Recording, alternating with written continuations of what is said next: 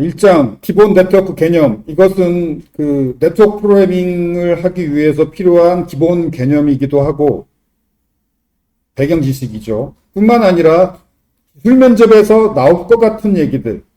그러니까 만약에 내가 회사에서 기술 면접을 한다면 이러이러한 거를 물어보겠다 싶은 것들만 정리해 놓은 거예요. 기술 면접 대비를 위해서라도 여러분이 적어도 이 정도 얘기는 알아야 된다는 얘기죠.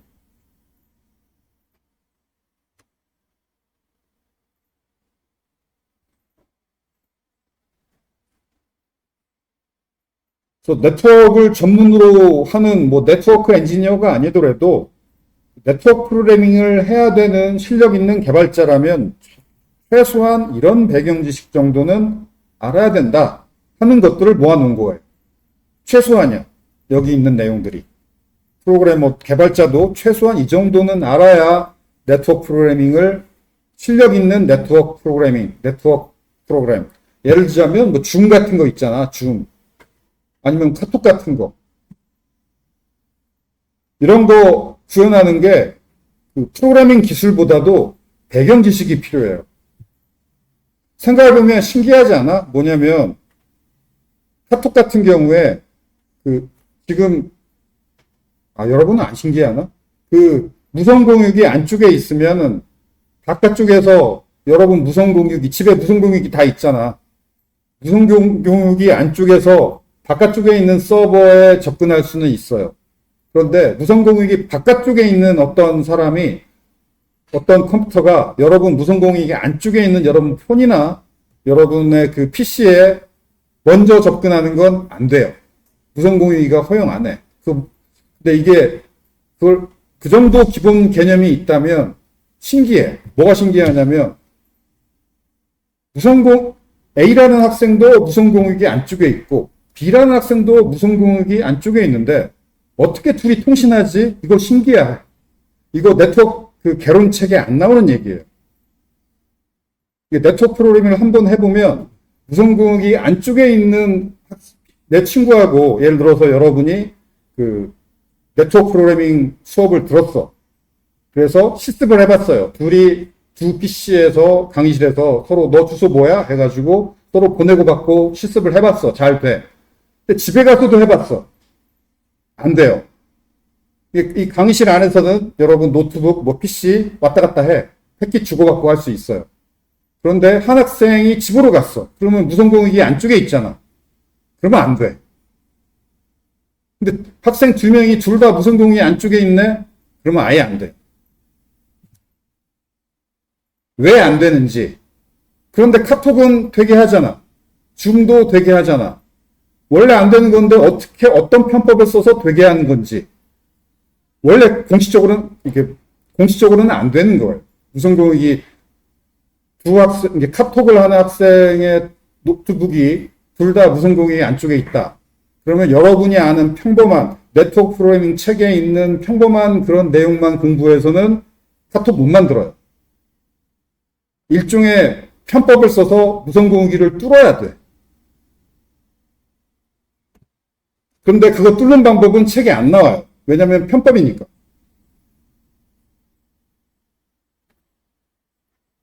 근데 그 편법은 책에는 안 나오지만 원리를 다 이해하면 이런 식으로 이런 편법을 쓰면 뚫리겠구나를 이 기본 배경 지식을 다 이해하면은 생각이 나요. 책에는 안 나오지만. 왜냐하면 그렇게 어려운 편법이 아니야. 그래서 나도 그 방법을 직접 안 알려줄 거예요. 여러분이 이 기본 배경 지식을 듣고 어떤 편법을 쓰면은 뚫을 수 있겠구나 생각을 해봐요. 이 기술을 왜 안 알려주냐면 해킹할 때도 마찬가지예요. 그러니까 모든 회사 왜 책이 안 나오냐면 우리 학교도 방화벽이 있어. 그래서 학교 안에 있는 사람이 밖에 있는 서버에 인터넷으로 접근하는 건 돼. 안에 있는 우리 학교 구성원이 밖에 있는 뭘 액세스 하려고 하니까 이건 허용해줘요. 방화벽이. 그런데 밖에 있는 어떤 그 컴퓨터가 우리 학교에 열려있지 않은 어떤 컴퓨터에 접속하려는 거, 열려있는 컴퓨터라는 건 노출된 서버, 방화벽에서 노출을 해줘야 돼. 어떤 서버를 노출해 주냐면 우리 학교 웹 서버, 우리 학교 그 학사정보 시스템 서버 뭐 이런 그런 서버들은 우리 학교 방화벽에서 이 서버는 노출을 해줘. 그래야 여러분이 집에서도 우리 학교 학사정보 시스템, 우리 학교 웹 서버, LMS 서버 접속할 수 있으니까. 방화벽은 이게 안쪽에 있는 컴퓨터를 외부에 열어줘야 외부에서 접근할 수 있지, 열어주지 않은 건 방화벽이 다 막아요. 그래서 여러분 이 학교에 있는 이런 PC, 노트북 이런 건 방화벽이 당연히 오픈은 안 해줘.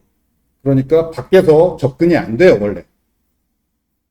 그런데 해커들은 뚫고 들어오잖아. 이게 편법이에요.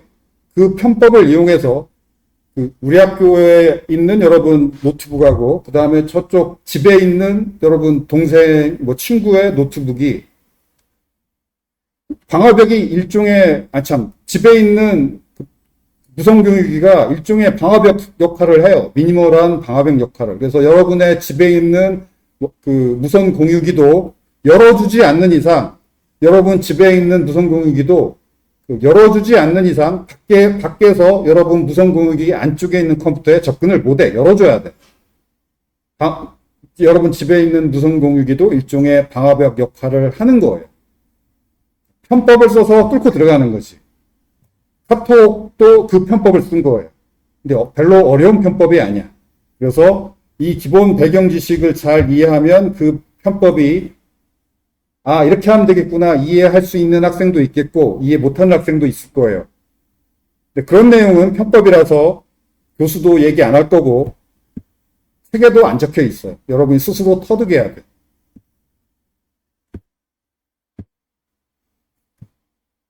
자, 그래서 배경 지식을 알아야 된다는 얘기예요. 뚫기 위해서 혹은 막기 위해서 알아야지. 알아야 뚫고 알아야 막지. 카톡 같은 걸 구현하기 위해서라도 알아야 돼.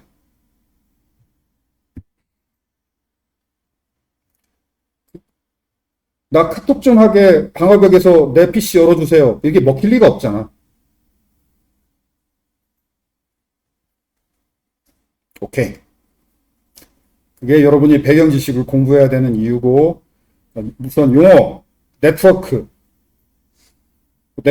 용어는 알죠. 그 다음에 노드, 네트워크 안에 각각의 장비를 노드라고 불러요. 그 자료 구조에서 얘기하는 노드, 그 노드예요. 그 다음에 노드들 중에서 특별히 컴퓨터를 호스트, 특히 서버를 호스트라고 불러요. 이게 컴퓨터, 특히 서버. 그 다음에 노드들 중에서 그 컴퓨터가 아니고 그 중계기가 있어요. 그 중계기가 라우터예요. 이게 중계기라고 생각하면 돼요. 중계해주는 기계, 중계기. 그 다음에 네트워크에는 주소가 있어요. 네트워크 주소는 바이트 목록. 바이트가 숫자죠. 숫자 목록이죠. 주소가 그 노드를 고유하게 식별하는, 예를 들어서 주민등록번호 같은 거죠. 여러분의 주민등록번호 혹은 학번 같은 게 네트워크에 있는 그 장비들에도 있고 그걸 주소라고 불러요. 전화도 네트워크고 전화 네트워크의 주소도 번호죠. 유선 네트워크 전문 용어로 이더넷이라고 불러요. 이 단어 알아야지. 이더넷, 유선 네트워크를 말해요. 특히 인터넷. 이더넷 네트워크의 주소를 맥 주소라고 불러요. 이거 이더넷이 뭔지, 맥 주소가 뭔지 이거 외우기 바라고. 이거 모르면 안 되는 아주 기본적인 용어야. 이 단어를 모르면 개발자는커녕 컴맹인 거예요. 컴맹이 아닌 이상 알아야 되는 단어야. 와이파이급의 단어야, 이더넷이. 컴맹이 아닌 이상 와이파이 단어 모를 수 없잖아.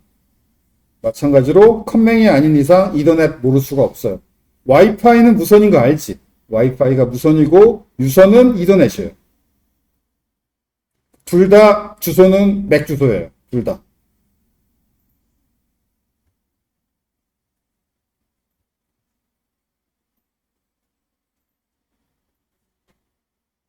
그래서 이더넷 네트워크냐, 와이파이 네트워크냐, 이것은 어떤 하드웨어 수준에서 구별하는 거예요. 이더넷은 유선, 와이파이는 무선. 그 다음에 IP 네트워크, IP. 이 IP가 인터넷 프로토콜이라는 약자예요. IP. 자, 이것도 그 컨맹이 아닌 이상 여러분 IP 주소 이런 말 많이 쓰잖아. 그래서 이 단어도 이제는 뜻을 알아야 되는데 이 I가 인터넷의 약자예요. 인터넷 프로토콜. 인터넷은 소프트웨어적인 용어야. 소프트웨어를 지칭하는 거예요. 인터넷은. 그래서 IP 네트워크도 소프트웨어적인 거예요.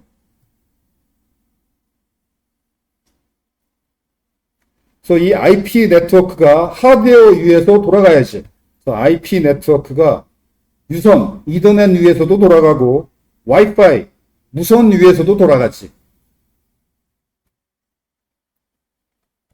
그래서 IP 네트워크. 쉽게 말해서 인터넷이라고 생각하면 돼요. 인터넷이 여러분 그냥 인터넷이라고 하지.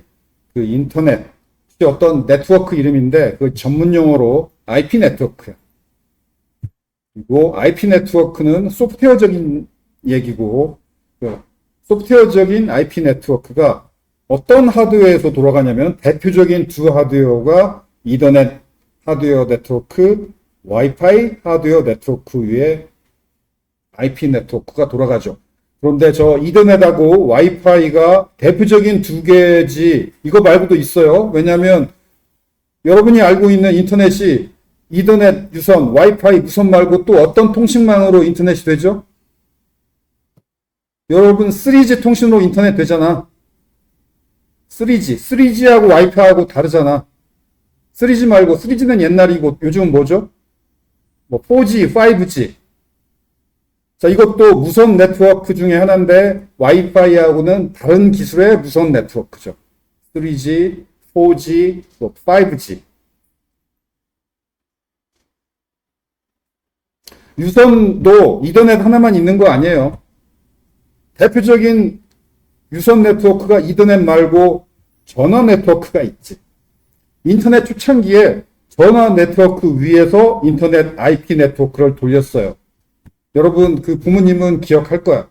여러분 부모님이 그 대학교 시절부터 컴퓨터를 쓰셨다면은 그리고 부모님 연세가 40대 후반, 50대라면은 아마도 혹시 여러분 부모님 중에 대학생 때 전화 네트워크로 인터넷을 하신 분도 있을 거예요. 그래서 인터넷은 여러 하드웨어, 여러 유선 하드웨어, 여러 무선 하드웨어 위에서 인터넷은 돌아갈 수 있어요. 그래서 무선은 와이파이 말고 뭐 요즘 5G, 뭐 4G, 여러분 스마트폰에서도 인터넷이 돌아가는데 그건 와이파이도 있지만 5G, 4G도 있죠. 알지? 이런 교실에 있을 때는 와이파이로 돌지만 여러분 밖에 나가면 5G로 돌잖아. 4G나 5G. IP 네트워크는 그렇게 여러 종류의 무선 하드웨어, 유선 하드웨어 위에서 돌아요.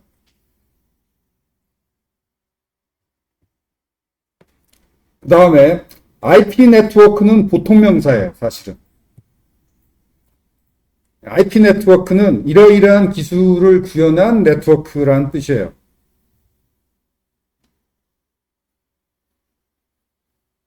예를 들어서 윈도우즈 운영체제가 보통 명사에 가깝지. 왜냐하면 윈도우즈 운영체제 중에서 뭐 윈도우즈 2010, 윈도우즈 2007 이런 게 좀 더 윈도우즈 운영체제 중에 여러 종류가 있잖아. 윈도우즈 뭐 2010도 있고 윈도우즈 윈도우즈 11이라고 하나? 다음은 윈도우즈 10이라고 하는구나. 윈도우즈 10, 윈도우즈 11, 윈도우즈 7, 옛날에 윈도우즈 XP 이런 거 있었죠. 마찬가지로 IP 네트워크들 중에서도 여러 가지가 있어요. 근데 그 중에서 가장 대표적인 게 인터넷이죠. 그래서 그 IP 네트워크 중에 바로 대표적인 여러분이 그냥 보통 인터넷이라고 할 때 그 인터넷, 글로벌 IP 네트워크. 그래서 더를 붙여서 디인터넷과 IP 네트워크를 약간 구별해야 돼요. IP 네트워크는 비유를 하자면 윈도우즈 운영체제라는 정도의 용어야. 그 다음에 윈도우즈 운영체제 중에서 요즘 가장 대표적인 게 윈도우즈 10하고 윈도우즈 11이죠. 그리고 윈도우즈 7, 윈도우즈 XP는 옛날에 썼지만 요즘은 거의 안 쓰지. 그 식으로 이 인터넷이 요즘 가장 대표적인 IP 네트워크다. 그래서 뭐가 IP 네트워크냐? 인터넷 프로토콜을 구현한, 이 구현이 소프트웨어 구현을 말해요. 인터넷 프로토콜을 소프트웨어적으로 구현한 네트워크가 다 IP 네트워크인데 그 중에 대표적인 게 요즘 여러분이 아는 인터넷 세상의 비인터넷이에요.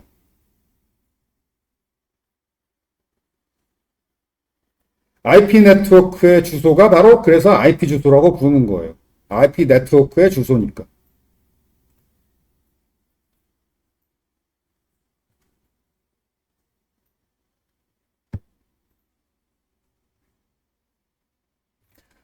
내 PC의 IP 주소를 확인하는 방법. IP config 하면 이렇게 보여요. IPv4 주소라고 이렇게 보여요.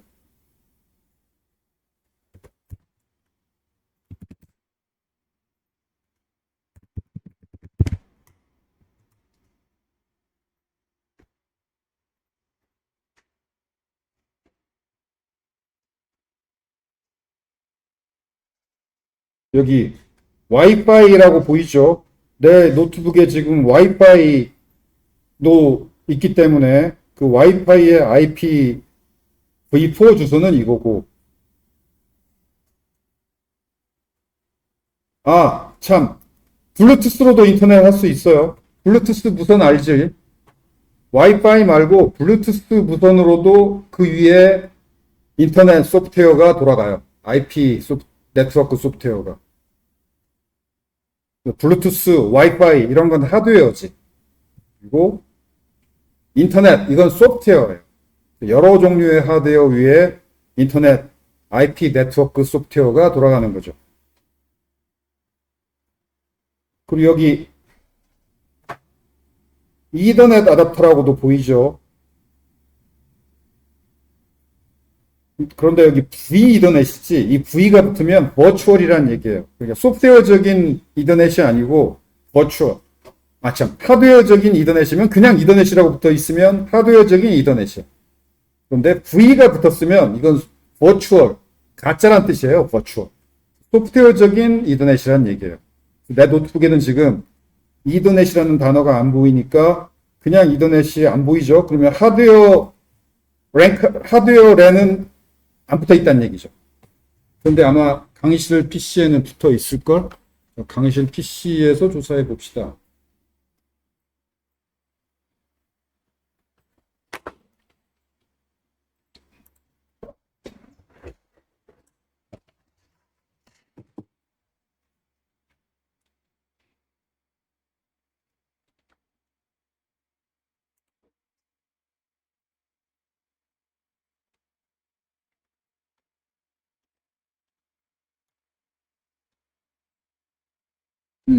자, 강의실 PC에는 와이파이가 없고 이더넷 아답터만 보이네. 그리고 여기에 V라는 거 안 붙었죠. 그냥 이게 한글이라서 그냥 한글로 이더넷이라고 했지만 저 이더넷이 아까 얘기한 그 이더넷이에요.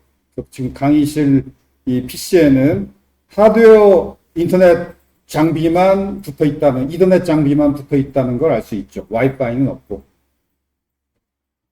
그리고 반대로 내 노트북에는 그냥 이더넷이라는 건 안 보이고 V 이더넷만 보이죠. 그냥 이더넷은 없어. 그래서 이건 하드웨어 유선 이더넷은 없고 무선 와이파이 이더넷은 있다는 거. 그리고 그 IP가 이거라는 거. 그럼 결국 나는 이걸로 통신하는 거죠. 내 PC IP 주소는 이거예요.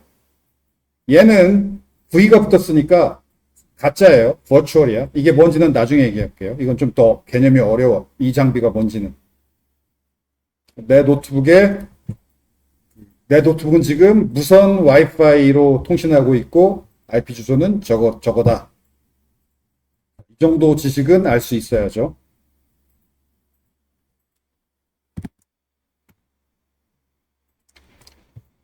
맥도 명령이 IP config 아니면 IF config일 거예요. IP config인지 IF config인지, IF구나. 맥, IF config.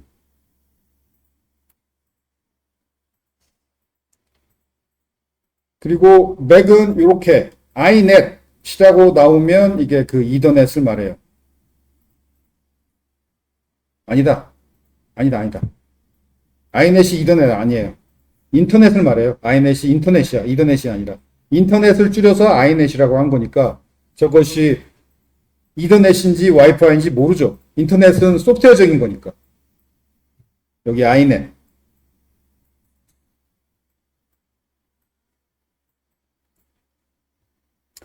아무튼 맥은 이렇게 그 IP 주소를 IF config로 알 수 있다는 거. 그 다음에 IP 주소 설정.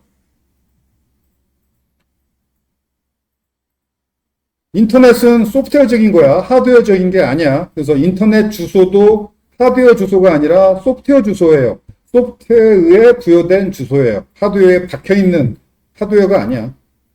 그래서 인터넷 IP 주소는 소프트웨어적인 거라서 소프트웨어적인 건 당연히 바뀌지. 이게 왜 하드웨어, 소프트웨어, 하드웨어가 하드, 딱딱하다, 소프트, 물렁물렁하다. 하드, 소프트. 수정 가능해서 물렁물렁하다고 소프트웨어라고 하는 거예요. 웨어는 장치란 뜻이지, 웨어. 하드웨어, 딱딱한 장치, 소프트웨어, 물렁물렁한 장치. 왜 물렁물렁하냐? 수정할 수 있다는 거죠. 하드웨어, 딱딱해서 수정 못한다라는 거. 그런 의미예요. 하드웨어, 소프트웨어가.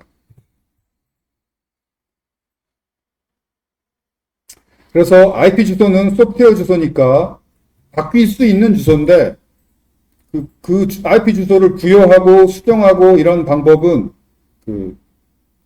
고정 IP 방식, 유동 IP 방식 두 가지 방법이 있어요. 고정 IP 주소 방식은 이건 수동이에요. 유동 IP 주소 방식은 자동이야. 자동이라서 유동, 바뀌어요. 바뀔 수 있어요. 수동으로 수정할 때까지 저절로 안 바뀌지. 그러니까 고정이에요.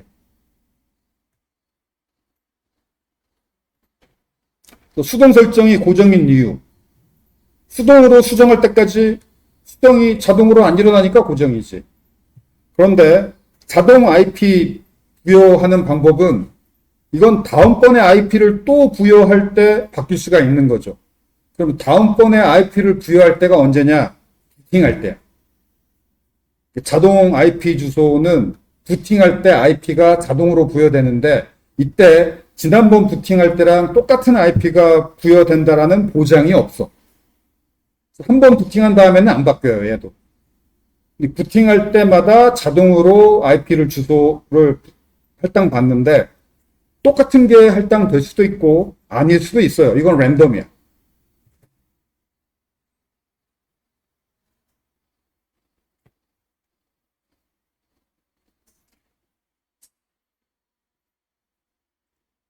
그래서 여러분이 사용하는 IP는 다 이 자동이니까 유동 IP 주소 방식일 거고 자동이라고 해서 유동이라고 해서 매번 바뀌는 게 아니라 켜질 때 자동으로 IP 주소를 부여받고 그게 바뀔 수도 있다. 이전하고 똑같다는 보장이 없다라는 거지 매번 바뀐다는 아니야.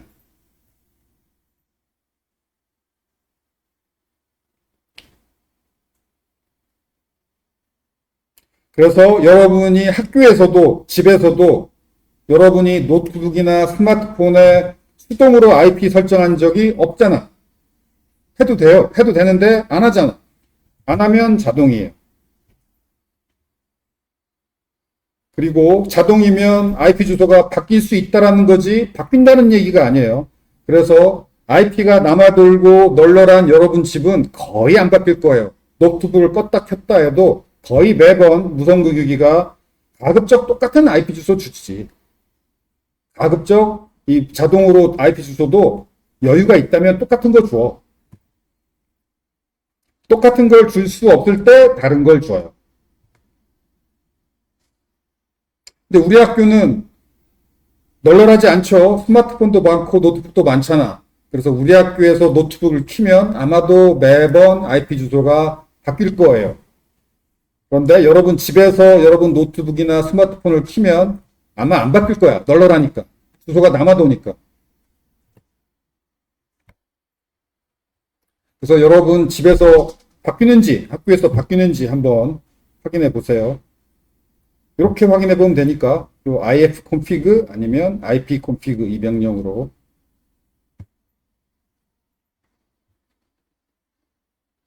그 다음 IP 주소 설정 방법. 자, 이거 요즘 유튜브 같은 데 검색해 보면 화면 캡처까지 해가지고 잘 설명해 주고 있으니까 이건 여러분이 IP 주소 수동으로 설정하려면 어떻게 하면 되는지 자동으로 설정하려면 어떻게 하면 되는지 이거 검색해 보세요. 유튜브 보고 아 저렇게 설정하는구나 확인할 수 있어요. 굳이 수동으로 설정해서 고정을 할 이유는 없지만 가능은 해. 가능은 해요. 여러분 집에서는 완전히 가능해. 여유가 있을 테니까. 근데 학교에서는 고정으로 해버리면 충돌날 수 있어요. 그러니까 내가 고정으로 했는데 누군가 그 주소를 사용하고 있어. 그러면 두 사람 다 먹통이 돼요. 친구를 골탕 먹일 수는 있지.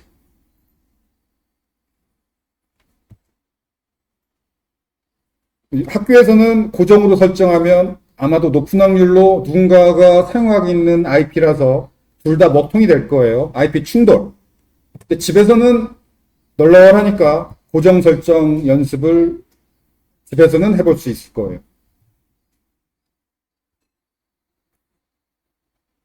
여러분 집에 있는 그 유무선 공유기가 바로 공유기의 공유가 IP 주소를 설정해 준다, IP 주소를 공유해 준다 해서 공유기예요. 여러분 집에 있는 유무선 공유기가 바로 IP 주소를 자동으로 할당해 주는 장비가 여러분 집에 있는 유무선 공유기에는 많은 기능이 있어요. 방화벽 기능도 있고 IP 주소 할당해 주는 기능도 있고. 여러분 집에 있는 유무선 공유기가 어떤 일을 하는 장비인지 그걸 알아야지. 그걸 알아야 여러분이 실력 있는 네트워크 개발자가 될 수 있어요. 쉽게 말해 카톡 같은 걸 개발할 수 있다는 얘기죠.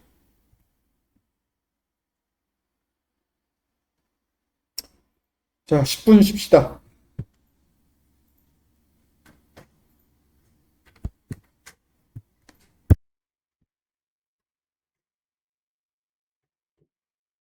그 다음 맥 주소, 하드웨어 주소죠. 맥 주소를 확인하는 명령은 윈도우스 이거예요. ipconfig/o.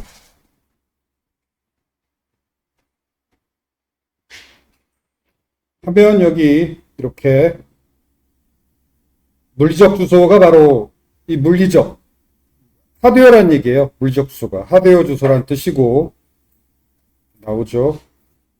봅시다.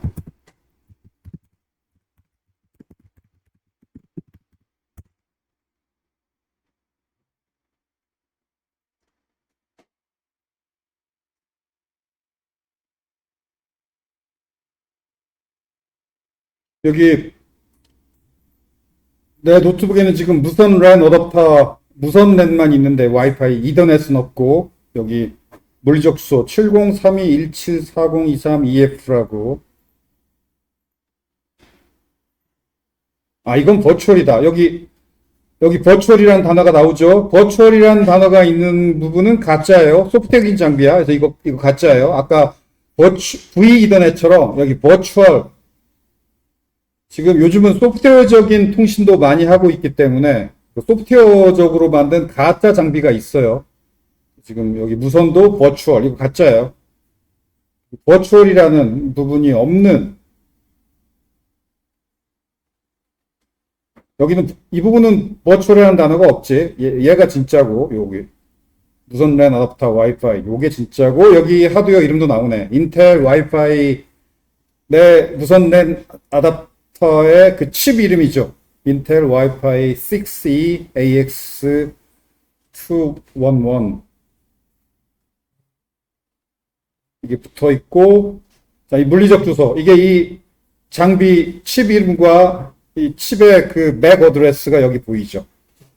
자, 여러분 노트북에 그 무선 칩 이름, 주소, 맥 주소 이렇게 확인할 수 있어요.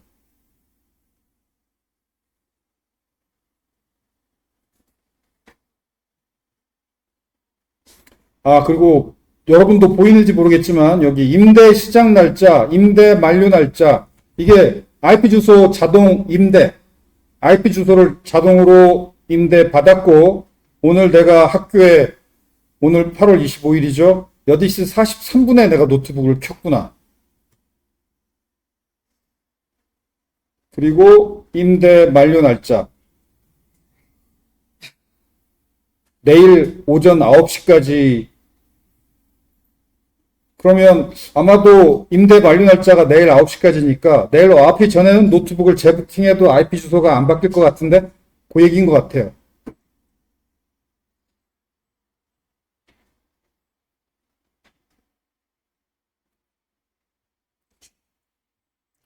블루투스로도 인터넷 할 수 있지만 연결이 안 된 상태다. 블루투스로도 인터넷 할 수 있어요.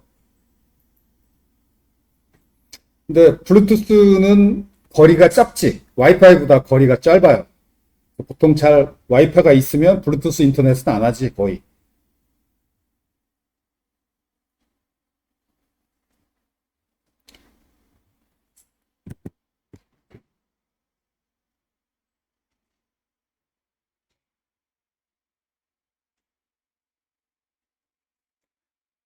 맥북에서도 맥 주소를 확인할 수 있는데 저 명령은 아까하고 똑같고 ifconfig 저거 노란색으로 칠한 부분이 바로 맥북에서 맥 주소예요.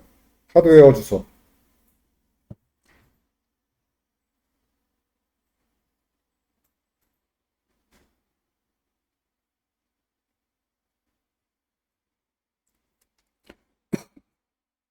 맥 주소. 맥 주소는 하드웨어 주소라서 하드웨어 칩에 박혀있는 주소예요. 그래서 칩의 고유 번호야.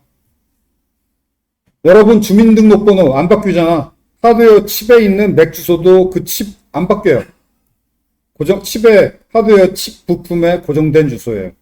그래서 이더넷 아답터, 와이파이 아답터, 그 칩을 아답터라고 불러요. 보통 아답터라는 단어를 어디다 쓰지? 어떤 장비를 아답터라고 하지? 여러분이 그 전원 아답터에도 아답터라고 하죠. 어떤 종류의 장비에다가 아답터라는 단어를 쓰는 것 같아요?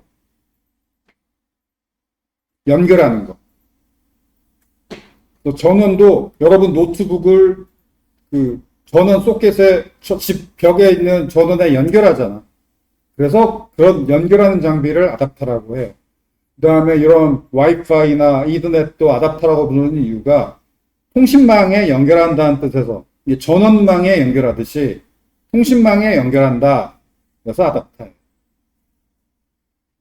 연결하는 중계기, 조그마한 그 연결 부품들을 보통 아답터라고 해요. 그리고 또 그 정도만 얘기하고 넘어갑시다. 그래서 맥 주소는 하드웨어에서 그 칩을 제조할 때 그 칩에 아주 박혀있는 고정된 주소고, 그래서 각 제조사가 그 맥 주소가 지구상에 유일무이하고 중복되지 않도록 제조사가 그렇게 맥 주소를 부여해요.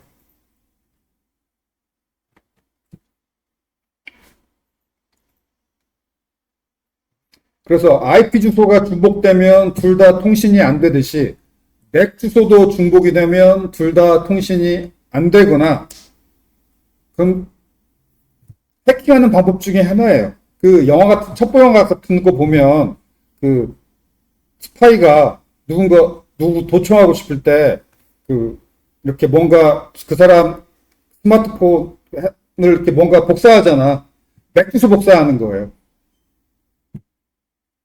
맥 주소를 복사하면 언제 충돌 나냐면 그렇게 맥 주소를 복사한 내 스마트폰도 패킷을 쏴대면, 그러면 뭐랄까, 망에서 보기에는 이게 맞아? 저게 맞아? 그러니까 충돌 나서 둘 다 통신이 안 되는 에러가 나겠죠. 그런데 얘는 받기만 하고 안 쏘면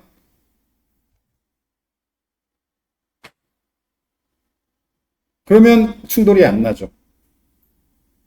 단 그렇지만 뭐 저 멀리 있으면 안 되고 같은 기지구 안에 있으면 이렇게 스마트폰도 맥 주소 복사하고 그래서 같은 기지 범위 안에 있으면은 도청할 수가 있어. 이 맥 주소를 복사한다라는 게 도청이야.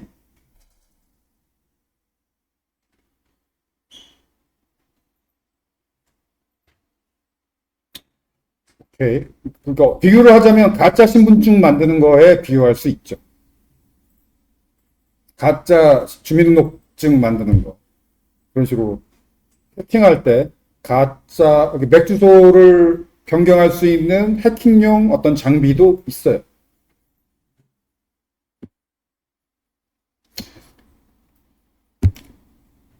그 다음 네트워크 계층.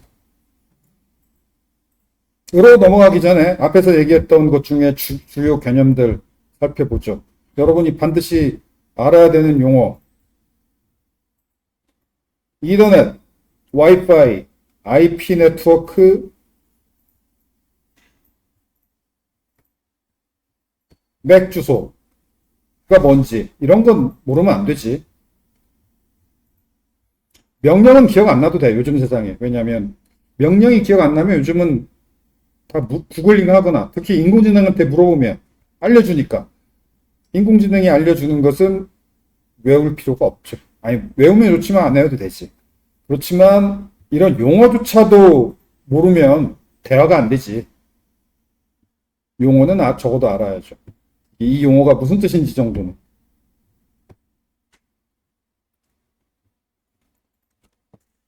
개념도 알아야죠. IP 네트워크는 소프트웨어적인 거고 물리적인 네트워크 위에 소프트웨어적인 IP 네트워크가 돌아간다. 물리적인 네트워크에는 지금 우리가 와이파이 네트워크하고 이더넷 유선 네트워크가 인터넷 물리적인 네트워크의 대표죠. 그렇지만 대표일 뿐 사실 블루투스 위에도 인터넷 IP 네트워크 돌아갈 수 있고 전화선 유선 네트워크 위에서도 IP 네트워크 인터넷이 돌아갈 수 있어요. 소프트웨어적인 네트워크일 뿐이니까. 심지어 USB로 연결해서도 인터넷 돌아갈 수 있어요. 요즘은 그런 컴퓨터 없지만 예를 들어 내 컴퓨터에 무선 인터넷도 없고 무선 랜 카드도 없고 유선 랜 구멍도 없다. 근데 USB는 있다. 그러면 옆에 컴퓨터하고 USB로 연결해서 그 USB를 통해서 인터넷 연결할 수 있어요. 옛날에 그런 적도 있어요. 옛날에는. 인터넷 초창기에는. USB선, 전화선, 블루투스, 무선, 각종 모든 하드웨어, 소프트웨어, 아니, 하드웨어, 유선, 무선 네트워크 위에 인터넷 소프트웨어적인 IP 네트워크는 다 돌아갈 수 있다. 이렇게 하드웨어 개념과 소프트웨어 개념을 이해를 해야 돼. 마치 파일이라는 건 소프트웨어적인 거잖아.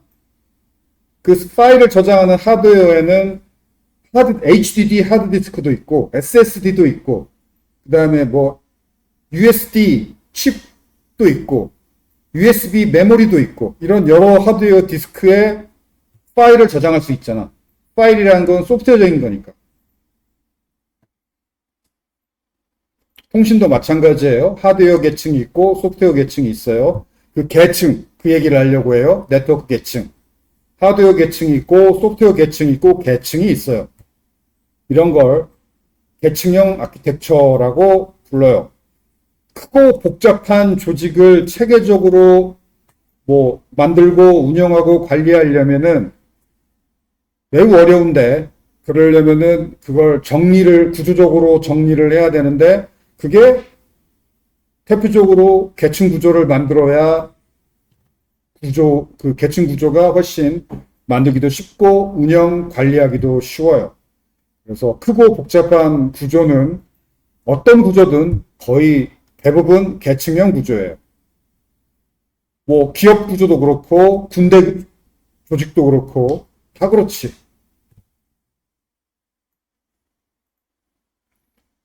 소프트웨어적인 구조, 크고 복잡한 소프트웨어 구조, 하드웨어 구조도 다 계층형 구조예요. 그래서 통신도 매우 복잡한 시스템이기 때문에 계층 구조예요. 계층형 구조의 장점. 계층형 구조에서는 각각의 계층이 그 모든 복잡한 시스템을 다 이해하고 대화하고 통제할 필요 없이 바로 아랫계층하고만 대화하고 통제하면 돼. 예를 들어서 대기업 사장이 그 1만 명의 직원 한 명 한 명 다 직접 지휘 통제하는 건 불가능하잖아. 그래서 나누잖아. 부서로 나눠서 그 대기업은 그 부서의 장들하고만 대화를 하고 지시를 하죠. 그렇지 않고는 통제가 안 되지. 1만 명을 어떻게 다 통제해. 하드웨어도 똑같아요. 하드웨어도 소프트웨어도 그 복잡한 시스템의 다 한 덩어리로 얽혀 돌아가면은 그거 만들기도 어렵고 수정하기도 어렵고 고장났을 때 어디가 고장났는지 알기도 어려워. 그래서 대기업 구조처럼 군대 구조처럼 계층을 나눠요. 그래서 마치 사장이 부서장들하고만 얘기하듯이 계층의 아키텍처의 하드웨어 소프트웨어도 그래요. 각 계층의 아키텍처의 각 계층은 바로 아랫계층에게만 뭔가 주고받고 하지 그 복잡한 시스템 여기저기 함부로 뭔가 주고받고 안 해요. 그래서 각 계층 개발자가 즉 사장이 1만 명의 직원을 다 파악하고 상황 모니터링하고 지휘 통제 불가능하잖아. 각 계층 개발자가 전체 그 복잡한 통신 시스템 전부 다 파악하고 전부 다 막 주고받고 못해. 개발 못해. 사장이 부서장하고만 대화하듯이 각 계층 개발자는 그 바로 아래 계층하고만 뭔가 주고받고 해요. 예를 들어서 여러분이 자바로 통신 앱을 개발할 때 그 통신 시스템의 그 복잡한 내부 1만 명의 부품, 1만 개의 부품들, 모듈들 몰라도 된다는 얘기죠. 자바 앱 바로 아래 계층인 몇 개 안 되는 그 라이브러리만 알면 돼요.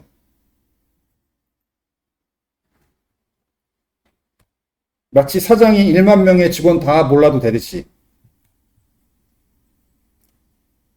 그리고 바로 아랫계층에게 지시하는 방법이 변경되지 않았다면 그 아래 계층이 변경되는 걸 사장이 신경 쓸 필요가 없어. 무슨 부서 직원들이 몽땅 바뀌었대. 사장이 알 필요가 없어. 예를 들어서 어떤 부서의 직원이 프랑스 직원 혹은 요즘 개발이라면은 인도 직원들 많이 채용하죠. 인도 개발자들. 사장, 인도어 몰라도 돼. 프랑스어 몰라도 돼. 그 프랑스 직원과 직접 대화하는 팀장만 프랑스인과 인도인하고 대화할 수 있으면 되지. 대기업 사장까지 인도, 프랑스 말로 대화할 필요는 없는 거죠. 예를 들어서 마찬가지예요. 여러분이 개발한 통신 앱을 유선에서 사용하다가 무선으로 바꾸려고 해. 그러면 밑에 저 아래 하드웨어 부품들이 계층이 유선 부품들에서 무선 부품으로 변화하는 거지. 그러면 여러분이 구현한 자바 통신 앱을 수정할 필요가 있느냐? 필요 없어요. 마치 저 말단 직원이 프랑스인 직원으로 바뀐다고 해서 사장이 프랑스 말 공부해야 되느냐? 안 해도 되잖아. 똑같은 이유야. 이게 계층형 아키텍처의 장점이에요.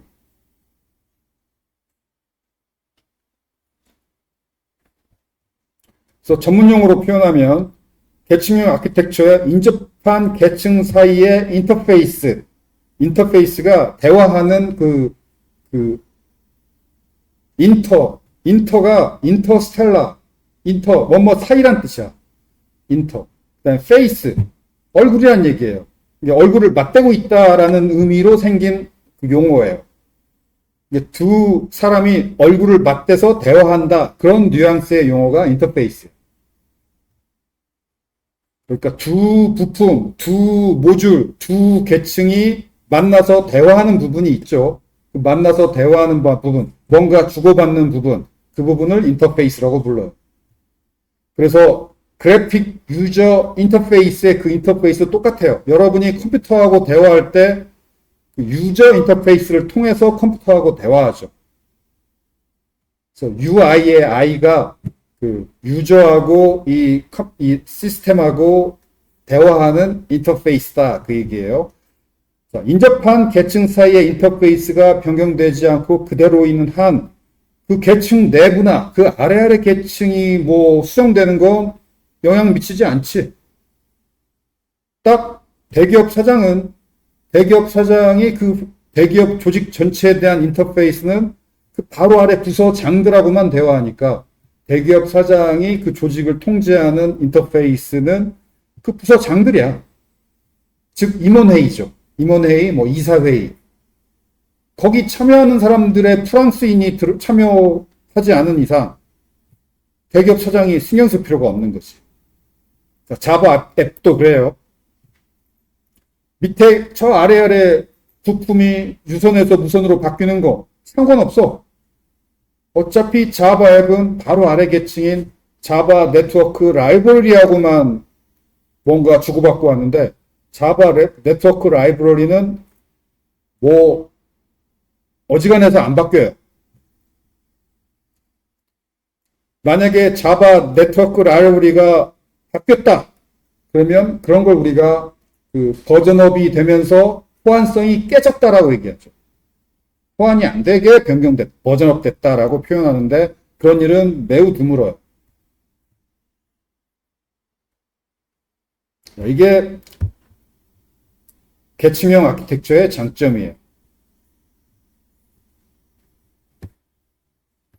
그래서 그 운영체제도 그렇고 네트워크도 그렇고 이렇게 크고 복잡한 시스템이니까 계층이 나뉘어져 있어요. 자, 운영체제는 어떻게 계층이 되어 있는지 여러분이 파악하기 바라요. 이거 내가 따로 설명 안 할 테니까. 운영체제의 계층 구조. 모바일 앱부터 모바일 운영체제의 계층 구조. 검색해 보면 계층도가 이렇게 많이 나올 거예요. 그런 거 봐둬야 돼요. 보고 이해해야 돼. 이 네트워크 계층 모델은 유명한 게 두 개예요. 지금 여기서는 그 중에서 쉬운 TCP/IP 4계층 모델만 설명할 거예요. 그런데 아마 네트워크 전문 이론 과목에서는 좀 더 어려운 OSI 7계층 모델을 배울 거예요. 이것도 알아야 돼요. OSI 7계층 모델. 취업 기술 면접에서 질문이 나올 만해. OSI 7계층에 대해서 설명해봐라. 이런 거. 이 수업에서는 4계층으로만.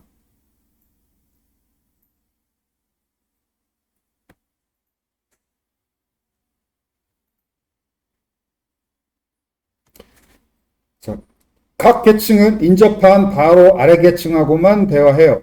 그래서 제일 윗 계층이 애플리케이션 계층이에요. 즉 여러분이 구현한 통신 앱, 예를 들어 카톡이야. 인터넷 계층, 카톡 혹은 웹브라우저. 통신을 하는 모든 앱이 이 애플리케이션 계층에 속해요. 애플리케이션을 줄여서 말할 때 우리가 앱이라고 하는데 그 앱이 애플리케이션을 말해요. 카톡, 뭐 웹브라우저, 뭐 줌, 뭐 이런 게 앱이죠. 애플리케이션이죠. 애플리케이션의 계층.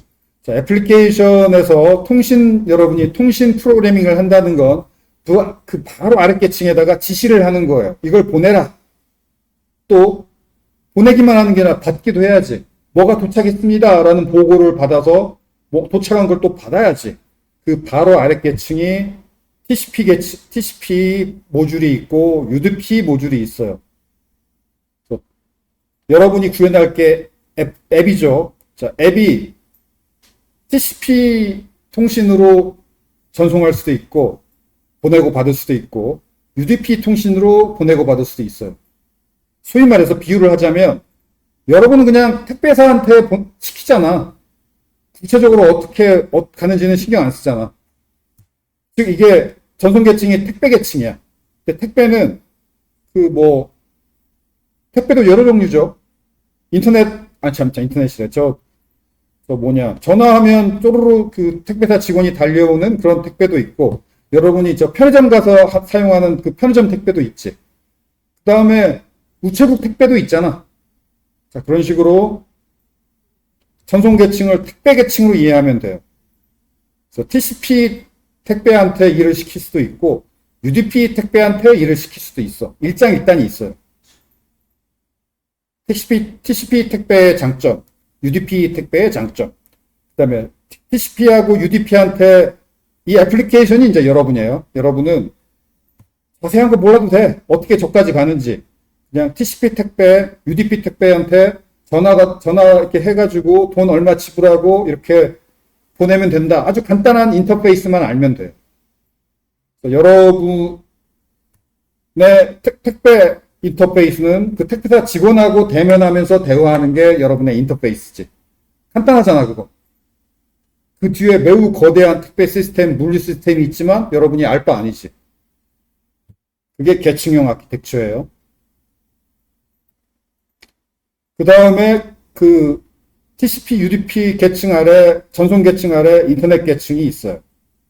이게 물류 계층에 해당해요. 물류 시스템. 이 물류 시스템인데 이것도 소프트웨어적인 거야. 인터넷 계층이 아까 우리가 말한 인터넷 네트워크가 이거예요. IP. 인터넷 네트워크가 바로 이 인터넷 계층의 인터넷이에요. 그 다음에 제일 아래 물리 계층. 이게 이제 이더넷인지 와이파이인지 LTE, 뭐 4G, 5G, 뭐 심지어 블루투스, 뭐 USB도 된다고 했죠. 전화선돈으로 돼요. 각종 모든 통신 장비는 다 사용할 수 있어요. 근데 비효율적이라서 사용 안 할 뿐이지.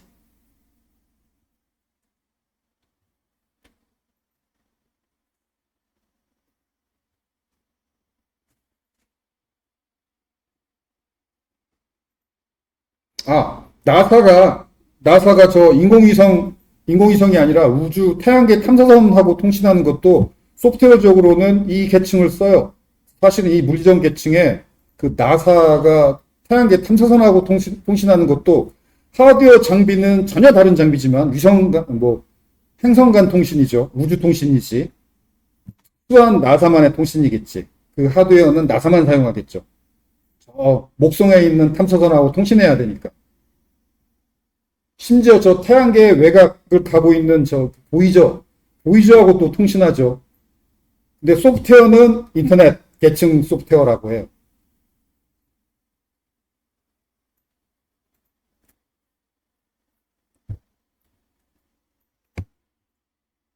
아무튼 그렇고,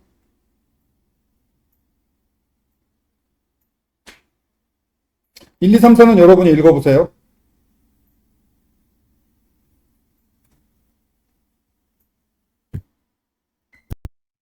이걸 읽고 이해할 때, 읽고 이해한다는 건 읽은 내용을 정리하고 왜 이렇게 나누는지, 왜 이런 구조인지를 이해하는 게 이해한 거예요.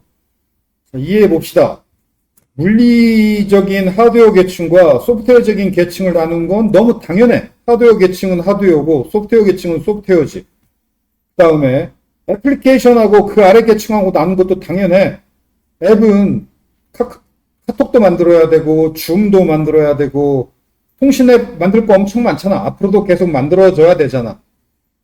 그런 앱은 앱이고 그 다음에 그 앱이 보내라고 하는 걸 보내는 기능을 실제 전송하는 일을 담당하는 밑에 전송 소프트웨어 계층, 그 밑에 전송 통신 하드웨어 계층, 즉 제일 위에 앱, 통신 앱, 그 다음에 실제 데이터를 통신하는 통신 밑에 통신 소프트웨어 계층, 그 다음에 통신 하드웨어 계층, 이렇게 세 개로 나누는 건 너무 직관적이야.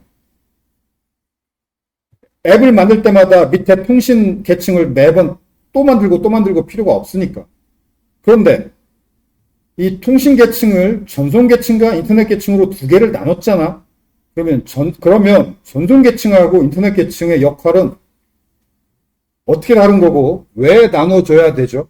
이 부분을 이해하는 게 이거 이해의 핵심이죠. 전송 계층과 인터넷 계층은 역할이 뭐가 다른 거야? 왜 이 두 계층으로 나누어져야 되는 거지? 각각 뭘 담당하는 거지? 자, 이걸 택배 비유해서 이해해봐요. 자, 먼저 위아래는 설명해 줄게. 애플리케이션 계층은 그 택배를 이용하는 거예요. 택배를 이용하는 어떤 회사, 어떤 조직, 이게 애플리케이션 계층이에요.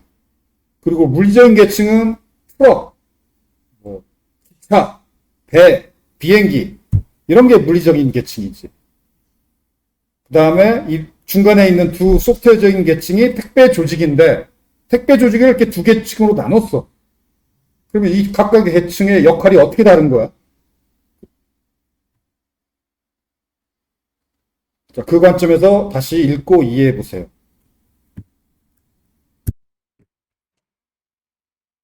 이해한 학생도 있겠고 왜 이렇게 나누는지 이해 못한 학생도 있을 텐데 지금 왜 두 계층을 나누는지 얘기가 6번, 7번에 있어요. 6번, 7번 비교해서 한번 읽어보세요. 6번이 인터넷 계층의 역할, 7번이 전송 계층의 역할이죠. 이게 왜 나눴지? 지금 이 계층을 처음 설계한 사람이 이렇게 6번 역할과 7번 역할을 나눈 거죠. 왜 나눴을까?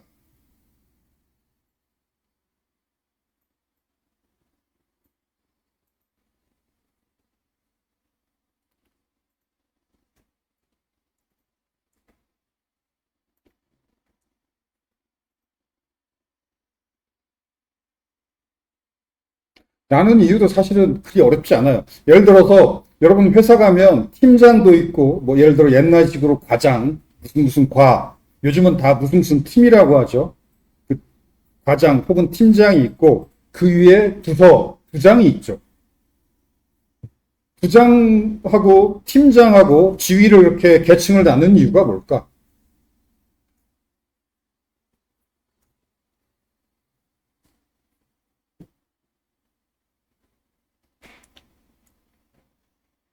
예를 들자면 우리 행정구역도 시장, 시면 시장이 있고 군이면 요즘도 군수라고 하나?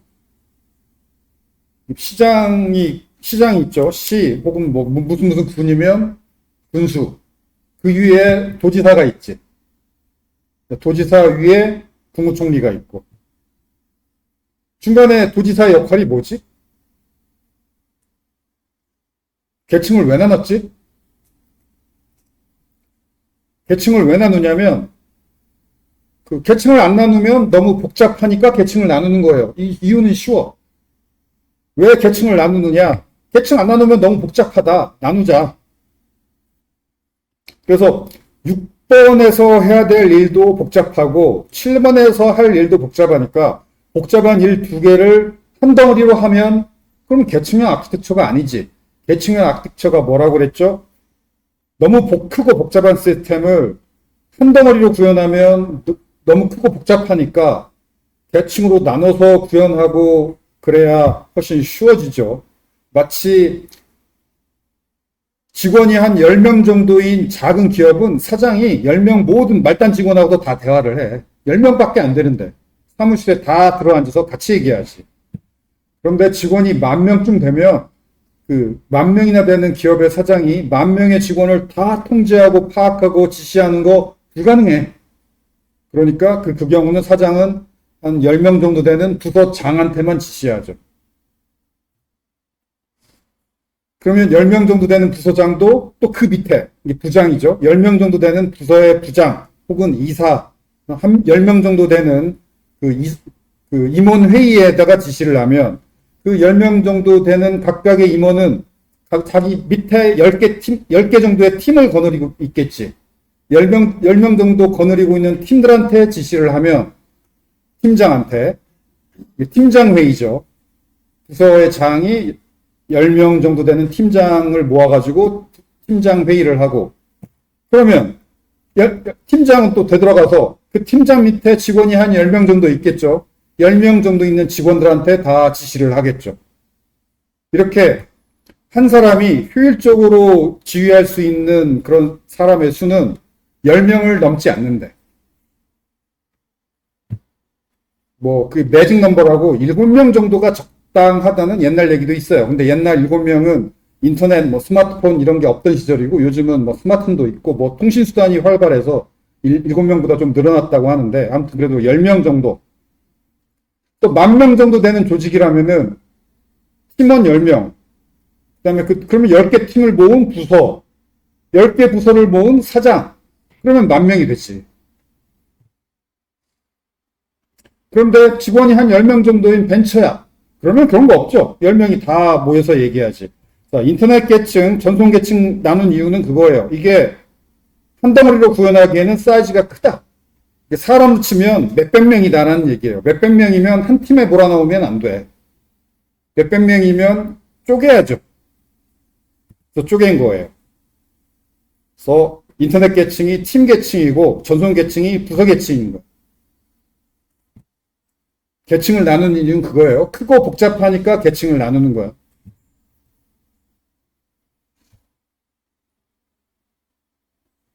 그 다음에 역할이 어떻게 다른지 예를 들어서 팀장의 역할, 부장의 역할, 사장의 역할 다르지.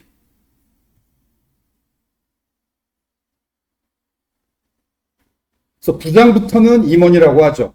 임원의 역할과 팀장의 역할이 달라요. 어떻게 다른 것 같아요? 여러분은 아직 회사 가면 느끼게 되는데 말단 사원과 팀장은 자기의 임무가 있어요. 그 임무를 충실히 해내는 게 그 팀장과 팀원들의 주요 역할이에요. 그리고 그 팀장을 올라가서 임원급이 되면 자신이 맡은 임무를 해낸다라기보다 이 조직이 잘 돌아가고 있는지, 이 팀의 성과가 어떤지, 그 다음에 내년에는 또 어떤 식으로 계획을 잡아야 되는지 좀 큰 그림을 보고 있는 게 임원의 역할이죠. 자, 그러면 그런 측면에서 인터넷 계층하고 전송 계층의 역할은 어떻게 다른 것 같아요? 인터넷 계층은 전송 그 자체야. 데이터를 보내는 그 임무 그 자체이고 7은 어떻게든 오류 없이 뭔가 데이터의 순서도 보장하고 그 다음에 데이터가 만약에 중간에 훼손됐다면 재전송을 해가지고 어떻게든 다시 전송을 받아서 어떻게든 그 데이터를 손상 없이 보장한다가 전송 계층의 역할이죠. 6번 인터넷 계층은 전송 그 자체가 목적이지 이거 전송하다가 에러가 나는 것까지 보장하지는 않아요. 예를 들어서 택배로 비유하면 이거예요. 택배사가 물건이 훼손되지 않고 전송하는 걸 보장하나? 안 하잖아. 가급적 전송 훼손되지 않고 분실되지 않고 깨지지 않고 보장을 하려고 하긴 하되 불가피하게 사고가 나면 어쩔 수 없는 거지. 그럼 그 사고를 보상하거나 변상하는 것은 택배사의 역할이 아니에요. 그건 보험이 따로 있어.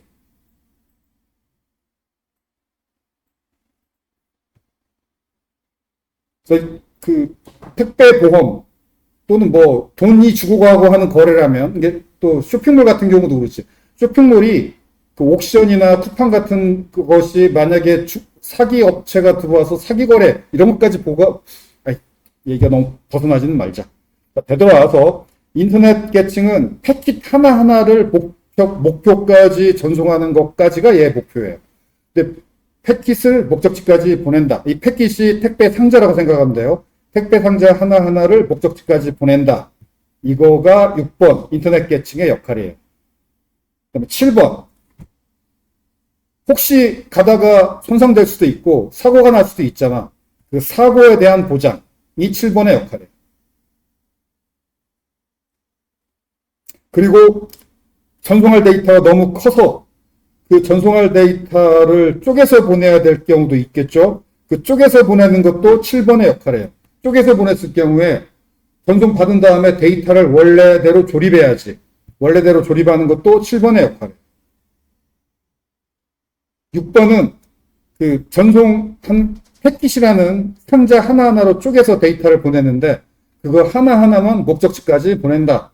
순서도 보장하지 않고 가급적 목적지까지 제대로 보내려고 노력은 하지만 만약에 사고가 났다. 이것도 보장하지 않아요.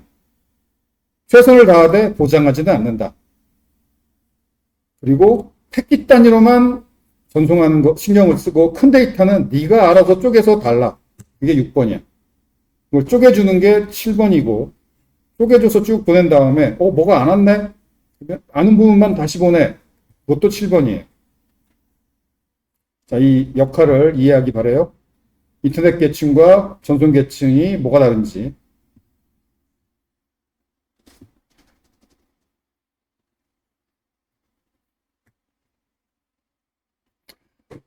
그 다음 또 중요한 용어, 프로토콜.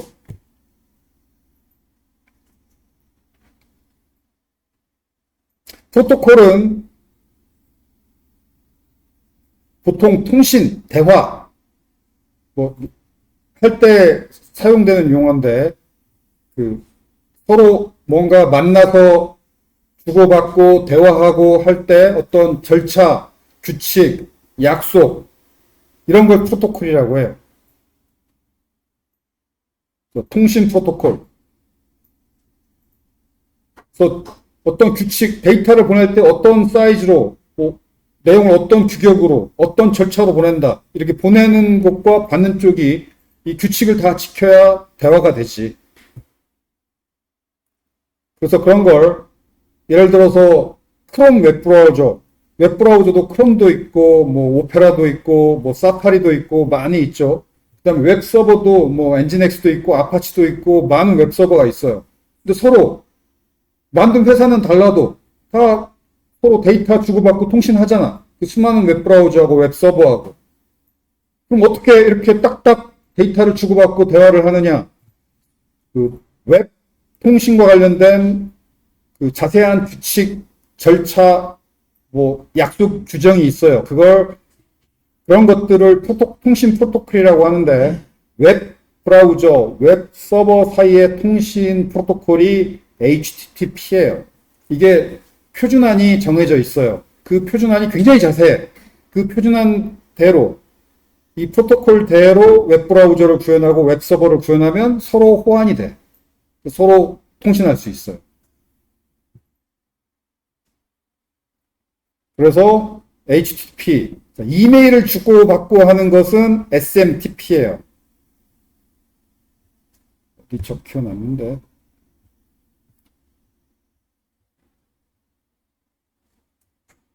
그래서 여러분이 통신 프로토콜이 뭐다? 요거.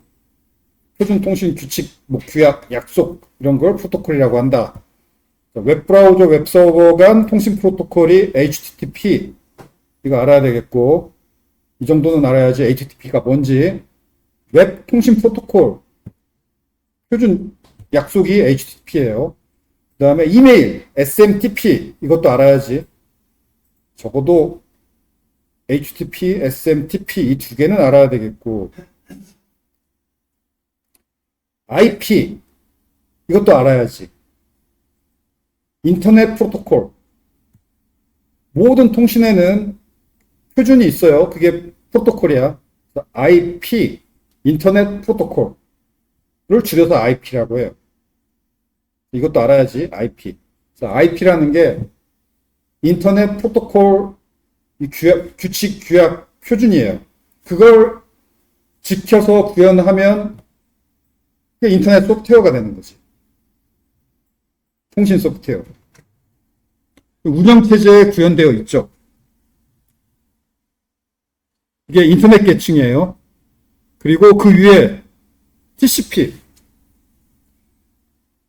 전송 계층, 영어로 트랜스포트, 한국말로 전송. 전송 계층의 가장 유명한 프로토콜이 TCP예요. 인터넷 계층의 가장 유명한 프로토콜이 IP고. 그래서 인터넷 이 통신, 여기. 자, 그래서 여러분이 적어도 이 용어 알아야 되는데, 이 하드웨어는 통신 하드웨어, 유명한 게 와이파이 하드웨어하고 이더넷 하드웨어, 와이파이 무선, 이더넷 유선, 이더넷망, 와이파이망. 자, 이게 하드웨어 얘기예요. 그리고 인터넷, 이 통신 모듈, 통신 계층. 이거의 이름이 프로토콜 가지고 이름을 불러요. TCP, IP. 그래서 이 네트워크 계층 모델이 TCP/IP 4계층 모델이고, 이 TCP/IP가 바로 인터넷을 얘기해요. 인터넷 통신을 전문 용어로 TCP/IP라고 얘기해요. TCP/IP는 프로토콜, 어떤 표준안을 지칭하는 이름이지.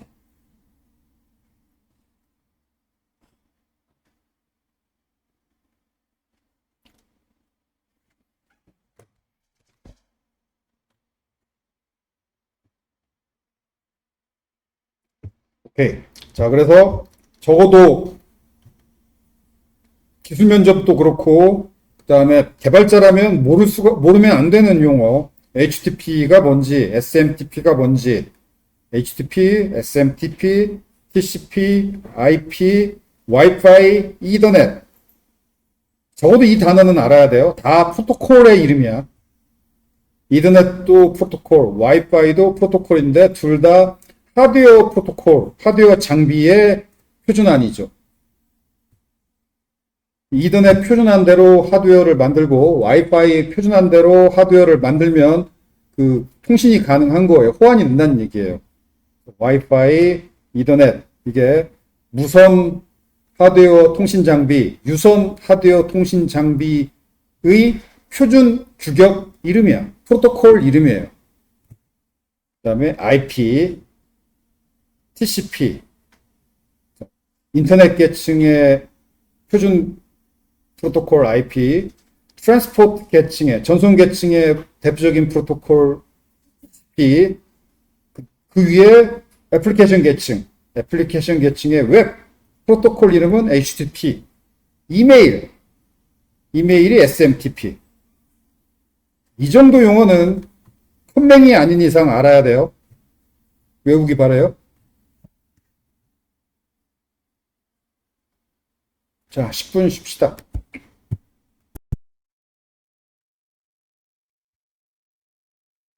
자, 각 계층의 대표적인 프로토콜 뭐 외워두기 바라고, 이 계층 구조, 이렇게 계층이 쌓여 있는 구조를 스택이란 말이 위에서 아래로 쌓여 있다라는 의미죠. 원래 단어 스택이란 원래 단어 뜻이 그렇지. 뭐가 쌓여 있는 거 스택이라고 해요. 풀스택 개발자, 이게 위에서부터 아래 계층까지 전부 다 모든 계층 금이에요. 풀스택이. 풀스택 개발자. 백엔드부터 프론트엔드까지 혼자 다 개발할 때 풀스택이라고 얘기하지. 이런 걸 프로토콜이 이렇게 계층별로 쌓여 있다. 프로토콜 스택이라고 불러요.